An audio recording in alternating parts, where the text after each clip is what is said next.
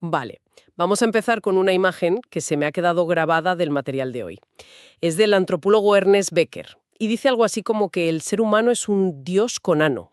Es una imagen cruda, lo sé, pero es que es increíblemente potente. El que lo resume todo, ¿verdad?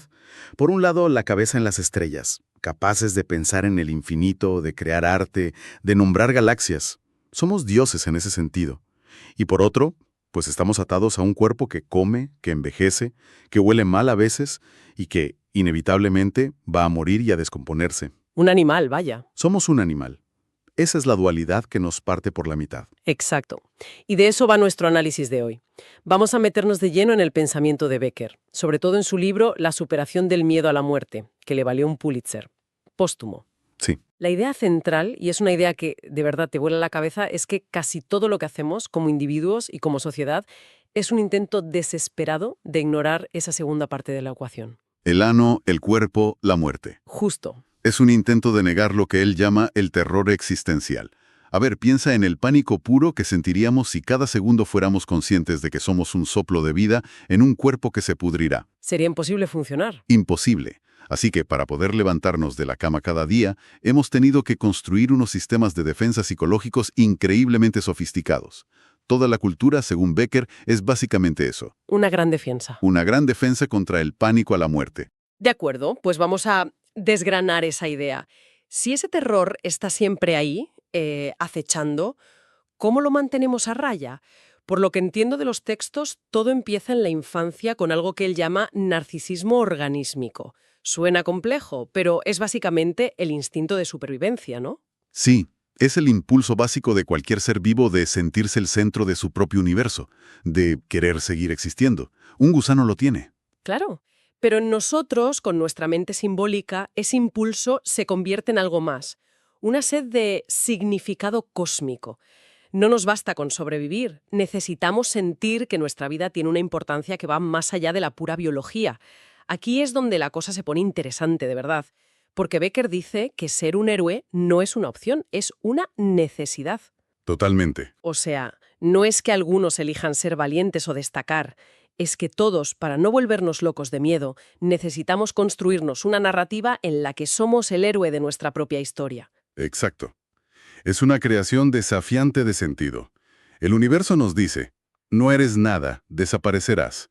Y nosotros respondemos, no, mi vida importa, soy especial. Ya, esta necesidad de sentirnos un objeto de valor primario en el cosmos es lo que nos impulsa. Y la sociedad, muy inteligentemente, ha sabido canalizar esa necesidad. Espera un momento. ¿Me estás diciendo que mi deseo de tener un buen trabajo, de que me reconozcan, de formar una familia, que todo eso no es realmente mío? Bueno, ¿Sino un guión que me ha dado la cultura para que no me entre el pánico? Suena un poco cínico, ¿no? Bueno, Becker diría que no es cínico, sino realista. Él ve la sociedad como un sistema heroico codificado. Cada cultura te ofrece un menú de opciones para ser un héroe. claro. En una sociedad teocrática, serás un héroe si eres un santo. En una sociedad guerrera, si eres un gran soldado. En la nuestra, quizás lo seas si te conviertes en un emprendedor de éxito o una estrella de Instagram. Entiendo. La cultura nos da un escenario y un papel que jugar para que no nos quedemos paralizados mirando al abismo. Vale, esto me lleva a otra idea que me ha parecido brutal. La de que nuestra personalidad, lo que creemos que es nuestro yo más auténtico, es en realidad una mentira vital. Una armadura que nos construimos. Es un concepto potentísimo. Él lo llama la coraza del carácter, una idea que toma del psicoanálisis. Imagina a un niño pequeño. El mundo es un lugar aterrador y abrumador. Sí. Para sentirse seguro, el niño se aferra a sus padres, a sus reglas, a su poder. Interioriza sus normas y valores y se construye una especie de armadura psicológica. Es como si de niño te pusieras la chaqueta de tu padre para sentirte seguro. Te queda enorme y no es tuya, pero te da una sensación de poder. Con el tiempo, ¿Te acostumbras? te acostumbras tanto a llevarla que olvidas que no es tu verdadera piel. O sea que lo que llamamos ser una persona normal y adaptada es en realidad ser alguien que ha conseguido negar la realidad con éxito. Exacto. Alguien que se siente cómodo dentro de esa armadura prestada, siguiendo los guiones sociales de los que hablabas, el trabajo, la hipoteca, las convenciones. Exactamente. Y pagamos un precio por esa seguridad. Al ponernos la coraza, limitamos nuestra experiencia, nuestra percepción del mundo. Nos volvemos, en palabras de Becker, autómatas culturales. Claro. Pero es un precio que la mayoría pagamos gustosamente para no tener que enfrentarnos al terror. Y una parte clave de esa negación es distanciarnos de nuestra propia biología, de nuestro cuerpo. Aquí vuelve a aparecer la idea del ano. Sí, Becker habla de la analidad y de cómo nuestro asco cultural por los fluidos, los olores, los excrementos, es en realidad un reflejo del pánico que nos da nuestra condición animal. claro. Es un recordatorio constante de que somos carne, de que somos un organismo que se alimenta de otros organismos para poder seguir funcionando un día más. Por eso las culturas se esfuerzan tanto en enmascararlo todo. Desde luego, las normas de higiene, los rituales de belleza, los tabúes sobre el sexo y el nacimiento, son todo intentos de elevar al dios y esconder al animal. Y como la muerte del cuerpo es inevitable, ¿qué hacemos? Pues trasladamos la batalla al plano simbólico. Aquí es donde entran los proyectos de inmortalidad. Ahí está. Si no puedo vivir para siempre, al menos que algo de mí perdure. Ahí está la clave de todo. Buscamos la permanencia en el mundo de los símbolos. Y hay varios caminos, varios proyectos de inmortalidad clásicos. El más obvio es el religioso. La vida eterna. La promesa de una vida eterna, de un alma inmortal que trasciende el cuerpo. Es el proyecto de inmortalidad por excelencia. Luego estaría el secular, ¿no? El heroísmo político. Morir por la patria, por la revolución, por una ideología. Eso es. Tu cuerpo desaparece, pero te conviertes en un mártir. Tu nombre queda grabado en la historia de algo más grande que tú. Eso es. También está el heroísmo creativo, el del artista, el científico, el filósofo. Dejar una obra que te sobreviva. Shakespeare, por ejemplo. Shakespeare está muerto, pero Hamlet es inmortal. Einstein murió, pero su teoría de la relatividad sigue viva. Y luego está el que quizás es el proyecto dominante hoy en día, El mercantil. el mercantil. El dinero como símbolo de inmortalidad. Acumular riqueza, propiedades, poder.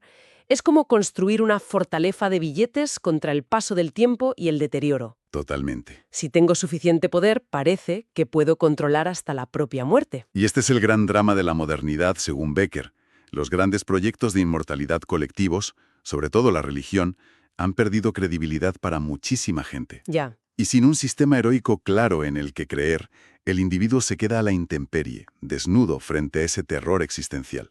Esto para él es la raíz de la neurosis y la depresión masivas en el mundo contemporáneo. La gente no sabe cómo ser un héroe. Exacto. Vale.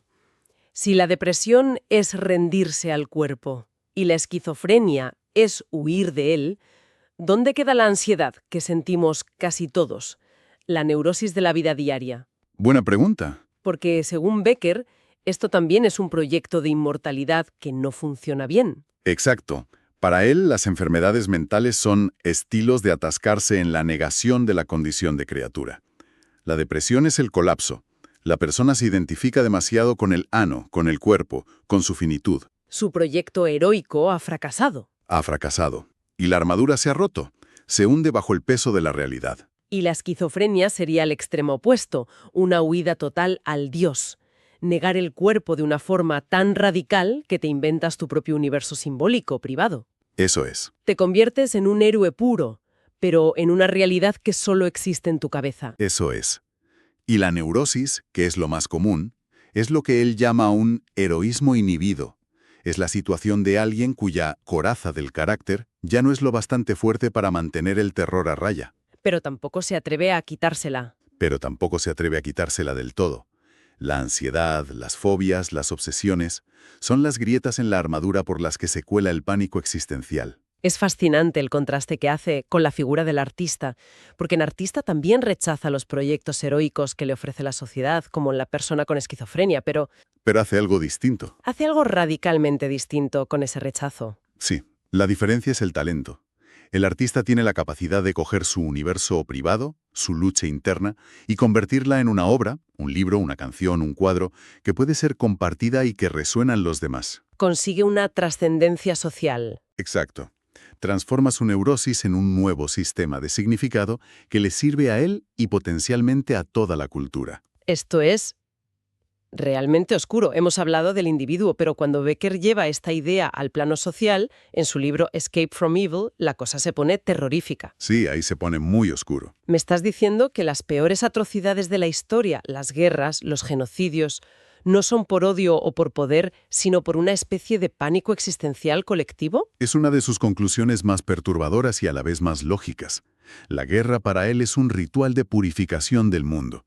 Piensa en dos culturas con dos proyectos de inmortalidad distintos. Dos religiones, dos ideologías. Por ejemplo, la mera existencia del otro es una amenaza mortal para mi verdad.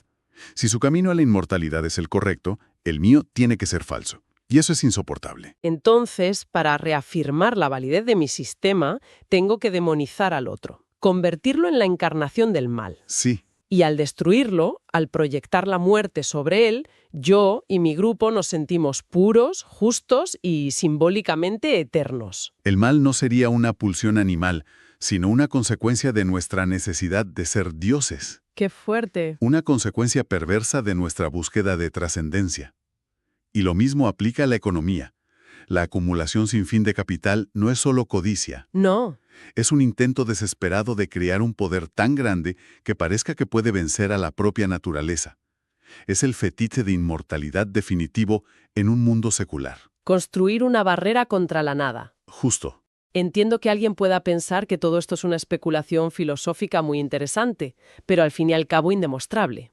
Pero es que aquí la historia da un giro alucinante. Sí, Décadas después de la muerte de Becker, la psicología social empezó a confirmar experimentalmente sus ideas. sí, con la llamada teoría de la gestión del terror.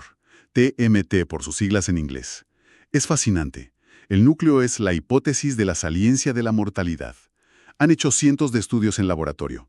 Es ciencia empírica. Un momento, ¿me dices que hay estudios de laboratorio que prueban esto?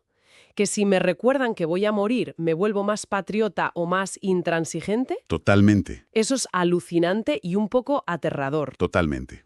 El diseño experimental es simple. A un grupo de personas se les hace pensar en su propia muerte, pues pidiéndoles que escriban sobre cómo imaginan que será. Ya. Ujú. Y a un grupo de control no. Y los resultados son consistentes en cientos de estudios. La gente a la que se le recuerda su mortalidad se vuelve más nacionalista, más religiosa, más intolerante. Se aferra a lo suyo, con los que piensan distinto, y apoya más a líderes fuertes y carismáticos que prometen seguridad y grandeza. Es básicamente el mecanismo de Becker en acción.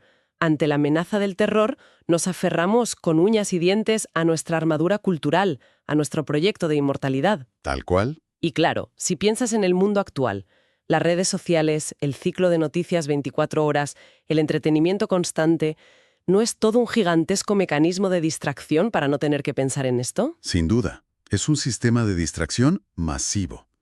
Y al mismo tiempo, como los viejos sistemas ya no convencen a todos, vemos surgir proyectos de inmortalidad nuevos y extraños. ¿Cómo cuál es? Pues se habla ya de la industria de la vida después de la muerte digital.